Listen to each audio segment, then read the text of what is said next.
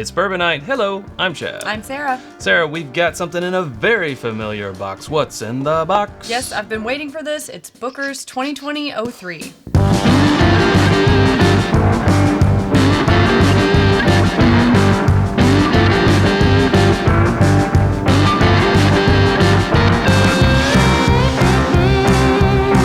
Booker's 2020-03. The long-awaited. Oh my god. Okay, so this is not just an uncorking. This is like an expose. No, I mean, yes. Into Booker's. We got some answers for you. Basically 60 minutes, but instead it's 15. Hopefully it's 15 or less. But yeah, Booker's 2020-03. This is Pigskin Batch. We've been asked about this, like, I don't even know how many times we've been asked about this. Where is it? When's it coming out? Have you guys heard any rumors? I heard it's gonna be lottery only, and we're like, what? What is happening? I want to get this open and into our glass so I can start opening up. One thing I will say is that that's how a wax top should open. Jim Beam in general has changed their wax. I did hear a good suggestion the other day. I think it was a comment on our Knob Creek episode where they say if you just kind of hold it in your hand for a little while, you warm up the wax and it won't be as brittle. But if it's a new edition like this, you can feel it's much like slicker feeling wax. They've changed it up, much easier. They probably got that feedback. It wasn't Oh us. yeah, like your bottles suck to open. But pause for cork pop. Lovely. Okay. Pigskin Batch, again 2020-03. This is 127.3 proof, and it's 6 years, 7 months, and 7 days. 7 days. Oh no. The ring? Anybody? Yeah. So just some master distiller notes on this one. It's made up of barrels from 2 production dates that were aged in 5 different rack house locations. So that's so much stuff. That's boring. That's boring. That's boring. You can read it. Certain percentages from 6th, 7th, and 9th stories of various warehouses. There you go. I'm not gonna read all that. Oh yeah, that's it. That's it. Ding. That's the Booker's nose. Yes. Silky nuttiness. You can tell it's a higher proof, but it's not. It doesn't sting the nostrils. No. Even with a nice big breath in. Yeah, it's I'm always looking for this reaction instead of like this is different on a Booker's, because when I buy this, I want something in that family. Like that's what I'm getting. Yes. Yeah, it's syrupy. And it smells like it's gonna have a great mouthfeel. There's almost like some fig in there. Yeah, some figgy pudding. Which is a little different. I've never had any figgy pudding, so bring me some figgy pudding. You'll have to work on that yourself. Okay. All right. Other than that, yeah, the nice char, a little nuttiness, typical Booker's. Okay, let's go in. Oh, whoa. Hello. The heat is real. I heard it's on. The heat is on. The H is O. The heat is on. On the streets? Is that right? Is that the next part? I don't know. I just know that little snip. Wow. Wow, yeah. That one's a woof. Yes. It's a It's a goes deeper, darker into those barrel notes as it settles in. I'm also getting like I'm getting a cuddle. Some cherry? I don't know. It's like some cherry kind of on the back end, some like maybe some chocolate covered cherry. This is a long finish. Yeah. I just need a second. Oh. I'm playing a chat card right now. Like, I just need a minute. Okay, I like it. Well, as we let the finish sink in, let's address a couple issues, starting with the price increase. So this is something that we actually reached out to a brand ambassador at Jim Beam to give us the skinny. Because people are like, I'm never buying Booker's again because they just keep raising the price. Keep raising that price. Well, one thing to remember is there's 3 stops before it gets to the customer. There's the distillery, there's the distributor, then there's the retailer. And anywhere in there, a price can be increased. True. Usually if it happens earlier in the chain, all of them will increase. Right, like a domino effect, right? Yeah. Which just makes sense, but sometimes it happens at the very end at the retailer and the distillery has no control over that. Yeah, the distillery, they can just give a recommendation. Distributor, they're not getting any extra. Yeah. But it can happen anywhere in the chain. So but you guys probably know that. Keep that in mind. But this is officially from Jim Beam. They say, in regards to the price increase, that's just a rumor. I'd asked, like, is there another price increase coming? So that's in response to that. He said, we don't have any plans to raise the price in the near future. We did take a small price increase a few years ago or so, And that was the first time we'd done that since 1992. Yeah. So they went for over 20 years without increasing the price of Booker's. And I remember reading about this, and I think it was late. I think they may have announced it in like December of 2016, and it was really starting to take effect in 2017, because that's when I feel like we started hearing more divisiveness on Booker's, and it was because they were like, well, they took the price up from $59.99 to $100, which is crazy. I'm not paying double. I think $59.99 for a bottle of Booker's is quite a deal. Sure. We've seen it for $55. I mean, Yeah. it's been a while, Yeah. but $100 is the top of the range that I would want to pay, but I would personally still pay for it. If it's one of it's the good. exceptional batches, yeah, and that's kind of the problem. Some batches are better than others. That's why we're here. But around here, we've never seen that $100 mark, and I know I think it all has to do with the state that you're in, the area that you're in. 2020-02, we got for $67. Now this one, 2020-03, $77. But still not 100. Same store. So I think what it is what comes here later in the email. As far as scarcity goes, that's not going anywhere anytime soon, unfortunately. Lucky/unluckily for us, Booker's has seen a surge in popularity the last handful of years, and we can only make 4 highly allocated releases a year, as opposed to 5 years ago when we could do 6 to 8, no problem. Now around here, I wouldn't call it highly allocated, but that's Kentucky. You can walk into pretty much any liquor store and they've got Booker's. But we hear in other states, that's not so much the case. And then with this release, we were hearing it was getting held for lotteries and drawings, which is like our first taste of this becoming scarce. Right. Which, like he said, good for them. Yay. People are finally starting, over the past few years to be like, what is Booker's? This is actually really good. People like us championing them. We won't shut up about it. Yeah. But unfortunately for them, they're probably going to hear a lot of complaints because they're like, you rose the price and I can't find it anywhere. It's like, But they haven't in several years. That's the thing. You might still see it going up, but again, there's many stops in that chain before it gets to you. So guess what we're just saying is you can't blame the distillery besides them doing that price increase. But man, after 20 years, yeah, you think you need to do a little, inflation. Now, did they inflate it too much? That's, an argument for another time, but it is what it is. I mean, I have a hard time being mad about this being $100 on the shelf if I saw it, when I've also seen a Weller Special Reserve on the shelf for $100. When that should be $20. When it should be $20. I guess we should take another taste. And then I'll talk about the second thing.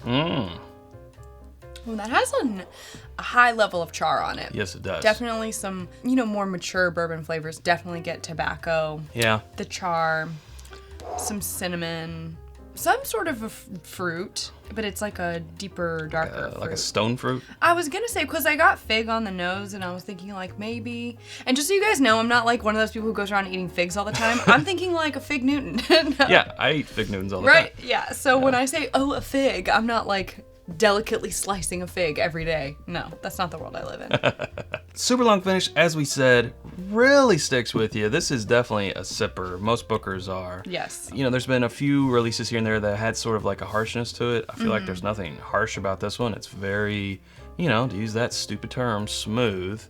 Something very smooth about this from a very high proof, barrel proof unfiltered bourbon. It is chewy. Good, and it's pretty good good mouthfeel, yeah. So the question will be, when we think about this one compared to 2020-01, which we loved, but that one kind of juts off on its own peanut butter path. I don't know. Which I'm not mad about. I'm not mad about it either. So I think we may have to do a live where we compare these three. I think Sunday, that's exactly what we'll be doing. Exactly what this one, I mean, we can revisit the 02. I think we should. As well, but I know already it's going to be between the 01 and the 03. That's what I'm right here predicting as well. Whew. Speaking of, the 03. Yes. People have been asking, why is it so late? Where is it? Is it coming out at all? Is it canceled? And normally we see this one in October. Yeah. So it's November, and we're just now getting it. Got it 2 days ago. Mid-November, and we've just now got it. It's like, well, when will 2004 come out? The year's almost over. So apparently, in the Booker selection, they had picked the barrels that they wanted for 2020-03, but I guess they just weren't meeting his standards for Booker's, which I think I've said this before. I find a little hard to believe that there's not something else around there. However, I am not a master distiller. I mean, those barrels could be allocated for other products. You're like, this totally is right. how much you have to work Yes. with to make a Booker's 4 times a year. And by the way, if you're unfamiliar, that's Fred No. He's the master distiller. Apologies. I just, We're on a first first name basis. No big deal.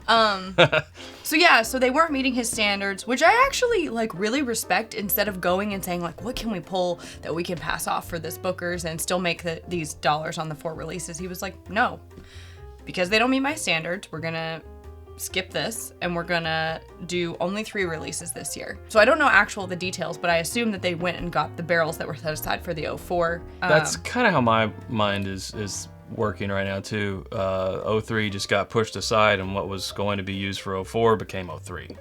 Right, so they released it now. This is the last one we will get this year, but they anticipate being back on schedule of the 404 next year and all the years to come, which is great. But again, I gotta respect not trying to shoehorn in something that doesn't meet standards and charging that price point for it. There you go. I think that's really respectable. So let's let it sit here in the glass and see what happens after about 10 minutes. That sounds good, Chad, because I gotta say, it's already hitting me. Yeah. So we're gonna wait on it. But while we wait, I want to tell you about our home on the internet is whiskeyambitions.com. It's where you can get the hoodies that we're both wearing. Look. Sarah's hoodie. I love this one. Just pull over. Mine's the zip hoodie, which also has Drink More Bourbon on the back. We have other sweaters and hoodies and t-shirts I have there. a t-shirt under here, but you can't see it. Bourbon. There you go.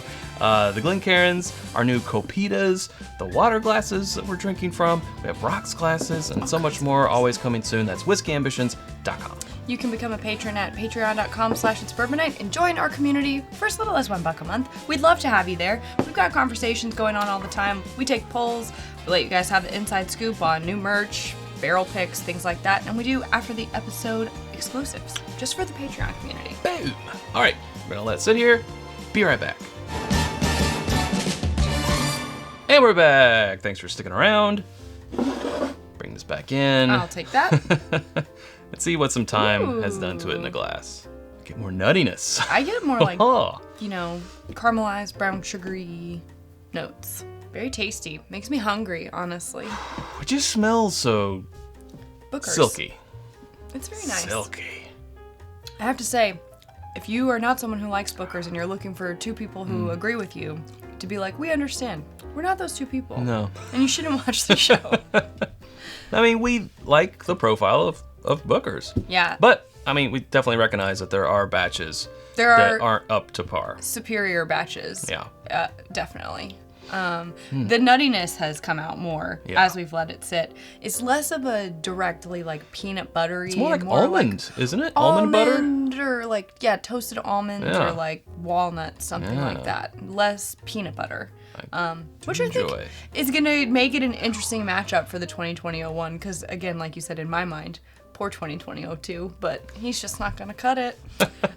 I will say, if I had a criticism, there is so much char on the finish that it almost, like ash or char, like a little bitter because of the burnt. Sure. You get a little of that hanging around on the finish that, like, if I could change it, if I could take that away or dial it down, I would. But otherwise, I think it's great. It's a great time.